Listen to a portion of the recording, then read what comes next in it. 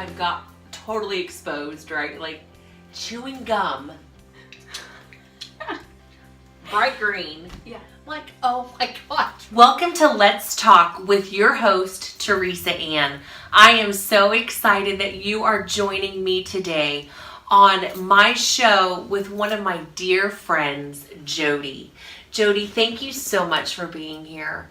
I'm just so excited because Jodi drove a good hour to be here. We got to meet through a mutual friend, probably about 3 or 4 years ago? Yeah, that sounds about right. Yes. And my life has not been the same since getting to meet her. And I wanted to share a little bit with you what I've been able to experience. And so, Jodi, can you tell the audience a little bit about yourself? Well, I've been in Texas for about 10 years now with my husband, Chris, and our 3 sons, Mac, Hank, and Stu, and our daughter, Lulu. Jodi's presence, if you're ever around her, is just filled with the peace of God. And there is a grace that is on her life that is just so becoming and so attractive. Can you share your testimony with our audience today? To share my story, to share my testimony, I have to begin with my parents. Yes. My mom and dad were saved just 3 years before I was born. They gave their lives to Christ, and their lives changed drastically. Mm-hmm. They were in a place individually that they didn't know what they were missing. They were living a lifestyle of partying and just accepting all the different things the world has to offer, and and found that there was nothing in that, and to the point of their marriage almost ending. And then my dad had an experience with Jesus, where he gave his life to Jesus, and at the same time, separately, my mom had an experience with Jesus, and within the same day, the same time, and the Lord brought them together, and they decided to give their life, give their marriage to God, and they didn't even really have the desire to work things out. But when they gave God the mess of their lives, God took it and he made something beautiful out of it. And actually, I guess am a byproduct of that. Yes. The healing that happened in them individually, my mom in her relationship with God, and my dad in his relationship with God, and then in their marriage. Then a couple of years later, I was born, and so they were very excited and passionate about this new life that they found in Jesus, and were just sponges grabbing hold of teaching groups and relationships where they could learn about the Lord. And so that's what I was born into. I grew up in a very nourishing environment at home, but also in my church home as well. Right.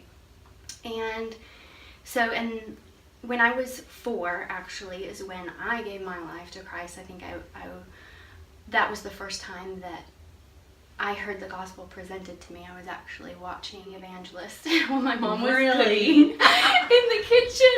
And my mom says that I loved it. I just loved watching preaching and teaching and worship. At 4 years old. Yeah, and so I remember hearing the gospel presented. I remember it like it was yesterday. I don't have a lot of memories of childhood and growing up, but that's one thing I remember clearly: the red carpet in the bedroom and the gospel being presented to me. And I just had this feeling of, he loves me and I love him. I guess this is the childlike faith that the Bible talks about, that we don't really need to know anything else. Right. Like, he loves me. I love him. I want to give my whole self to him. And that's really what a lot of my childhood was like, was just the joy of loving Jesus and learning about him and growing up with other children that did. Wow. And then as a teenager, when I turned 13, something happened to me. It wasn't, and it wasn't anything really that anyone on this earth could help me with. It was It wasn't fair, it was injustice, it was, unexplainable. But anyway, what ended up coming out of that was it was my first time of ever experiencing suffering in this life. My parents wanted to help me. I could feel their compassion, and my church family, those that knew about the situation, wanted to help me, but no one could say it or do anything to fix it. But my mom's best friend, Mary Ann, was over at the house one day, and I remember I was on the couch and I was crying. She came and she opened up the Bible and she put it on my lap. And she opened up to one of the Psalms, and she pointed to one of the Psalms, and she said, "Here, read this." And I just began to read it out loud. I'd already been crying, so I was reading and crying at the same time. And by the end of that passage, it was one of the Psalms where David is just being very honest with God about how he feels. He had been in some type of adversity, right, some type of suffering, and he was talking to God, and he was begging God for healing and rescue. And so somewhere between the beginning and the end of that passage, I was healed. Oh, wow. And that was the first time I'd ever experienced a peace that surpasses all understanding. There's no way in that moment that I should be experiencing peace. And I was just it was done. Whatever had happened to me was put in its place and where it needed to be, and it was done. It was finished, and I was okay. I was whole. Spirit, soul, body, I was fine, unharmed. And at the time, my parents were taking me to some counseling to receive some help with this issue. But I remember pulling into the parking lot one day after that. My parents were just doing a thorough job of making sure I had what I needed to be okay. And we pulled in the parking lot. I said, "Mom, I don't need to be here. And I'm fine. The Lord healed me. I'm good." And so from that, though, it was huge. I even, what God does is he takes our suffering and the things that happen to us in life, and there comes a point where what was gained far outweighs what was suffered. Oh, wow. And so I knew that's what I gained from that experience, was that what I gained far outweighed what it was suffered. And that's beautiful. That was foundational to all of my suffering that would come later, was that I knew, because of who I experienced him to be in that moment, I knew that with whatever came, that's where I was going to go. Wow. And the peace that surpasses all understanding, literally, is who you experienced. Who I experienced, yes. And even joy and suffering, the Bible talks about that, and it's unexplainable. And so it's really been a sustaining experience.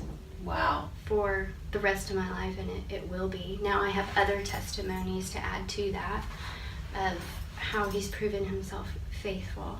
Yes. But I had experienced all of who he is just swallow up everything that I went through. And he gives us himself in every single moment that we need him. And he is the reward. He is. I had experienced so much life. Yes. In the way I grew up, and life in him, and then life in suffering, that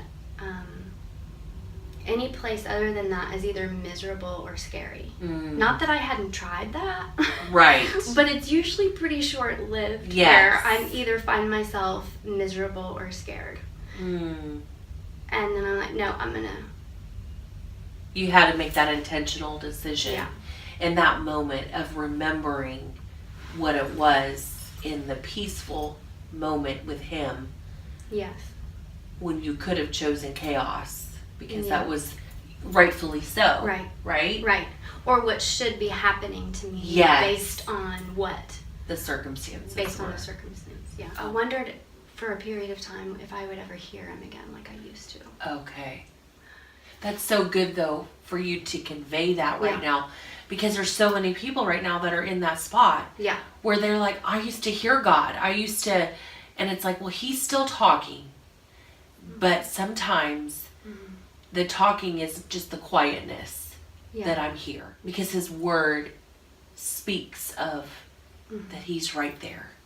Right. The gentle, the quiet, that quiet whisper. I think we want it to be so loud and so evident. Yes. And sometimes it's just not the way it is. No.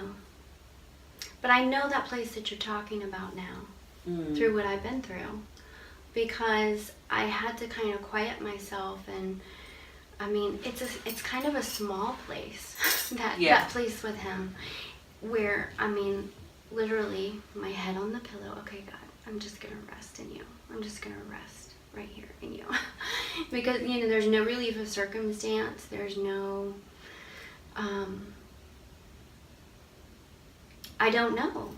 Right. When the help in the way that I think it should come will come. I don't know if it will come. Right. The way I'm hoping. Yeah.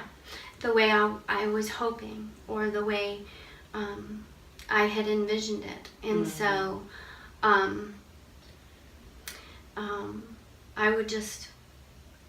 I can find that quiet place everywhere now, though. Right. I can be at a baseball game in the bleachers, and I'm like, I can feel him around me. It's like a shield around me. Almost tangible, but not. But it's that evident. That he's there. He's right there. Yeah. Within you and surrounding you. Yeah. The key questions I like to ask every person, because I believe it's like leaving a legacy of him. But what scripture or quote would you leave behind to your 3 sons? I know there's many we could choose from. But what is one specific one that you would love to convey to your children? Just remember that whatever happens in this life, we run to God, not away from him. And that's so good, Jodi. So, and that's what I've seen with my parents, and their example to me. That's the legacy that they've left. That's what we do now. We don't know. The only guarantees we have are the promises that God has made us. That's right. But in this life, Jesus, in his kindness, gave us a heads up. You're going to have trouble. That's true. He did give us a heads up. Yeah. So good. So we know that when stuff goes wrong, this is part of our problem. I realized through my personal experience. For so long, I thought there was something wrong because there was something wrong. But there's really nothing wrong. It's so good. When there's something wrong. Yes, that's right. Like, there's all kinds of trouble in various different forms that's going to come. And I mean, just last week, you know, there was something else that hit, and I was like, again, you know, needed to deal with the temptation to fear again about that, and went to my safe place to take those things to him. I don't know. I don't know what's ahead, and I don't say that in fear. Right. Actually. But we truly do not know. We do not know, but we have to have our minds made up, lean on him. Yes. So that when that stuff comes, yes, we're going to feel it all. Yes. We are going to feel it all. I have felt it all. The sorrow, the grief, the anxiety, the fear, the unknown. But you weren't led by it. I wasn't led by it. Yeah. Well, I had to make a decision. We're just so kept in him. Yes. He's definitely, like you said, he is our safe place. He is our ever-present help in time of need. I have one last question. Yeah. With all that you've learned in this life thus far about God, what would you think is the most fascinating that you would like to share with the audience about who he is? What I've experienced are the signs and wonders in my heart. My heart has been blind and has received sight. And my heart's been deaf and hasn't heard him for a few times in a year. Or I haven't been able to walk or move forward in him. So and good. He's given me everything I need to do that. And I've been dead. And I receive life. Like, anytime, that's just as worthy of our praise and the adoration. And so I just think I've experienced so much lately. I've been so in need of moment by moment help that it's like signs and wonders in my heart all the time. That I just miracles in my heart that something that needs to be moved. And I know he's the only one that can move it. And so I bring it to him and wait on him, and he does it. I mean, just last week, I was like, okay, Lord, I need you to, he has continued to use his word to heal different things in my life. He makes us a promise in the word that he sends forth his word and that it won't return, just like the rain or the snow, and it won't return without accomplishing that for which it's sent forth. And I've experienced that like time and time again, where I have something going on in me, and I can bring that to him and say, okay, I need something for this. Yes. Yes. And I know it has to come from you. And he spoke something to me that only he could speak. Well, what I liked of what you're sharing is the past few interviews that I've done. One lady in particular said that what she's seen of God that she hasn't seen before is how he's a God of order and not chaos. Yeah. And then another woman shared how he's the peace of God in the midst of the storm. Yeah. And then another lady shared how he is the redeemer of the things that seemed like could never, ever come back. But he redeems it to a place where it's even better than it was before. Yeah. There's almost like no recognition of the old when it was new. Yes. It's even far greater. And then to hear you say that this God of miracles, not just physically, which is wonderful, but the God of the miracles being revealed in your own heart. Yes. That is so beautiful. Yet we haven't even caught a glimpse. This is what I want to convey. We haven't even caught a glimpse of the greatness of God. Even when we feel like we have. Yeah. It hasn't even hit the surface yet. Yeah. That's what is so beautiful. I just want to say thank you for being a part of my show today. But before we go any further, what we like to do before we close the show is two things. Number one is we like to show off our coffee mugs. Okay. So yes, I really do have coffee in here, whereas she has water in hers. Yeah. So there won't be any false advertisement, I promise. But here's my Let's Talk coffee mug, and you have your love. Yes. So cheers to friendship and to an amazing God. But one last thing. Such good coffee. I just want to say thank you for coming and just appearing on my show and just sharing the beauty of God. And so here you go. Thank you. Yeah, go ahead and open your gift. Okay. And you can open the card later. Okay. Because I know the audience is going to want to see. I love this logo, by the way. It is perfect. I know. Selena did a great job. It really She's awesome. describes your heart and vision. Aw. Did you hear that, Selena? Good job, girl. I just told you can never have too many mugs.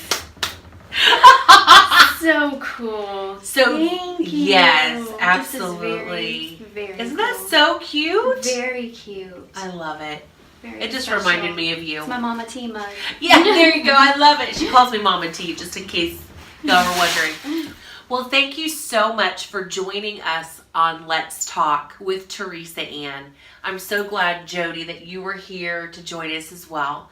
And with that said, remember that this show is always about revealing the goodness of God. Have a great day.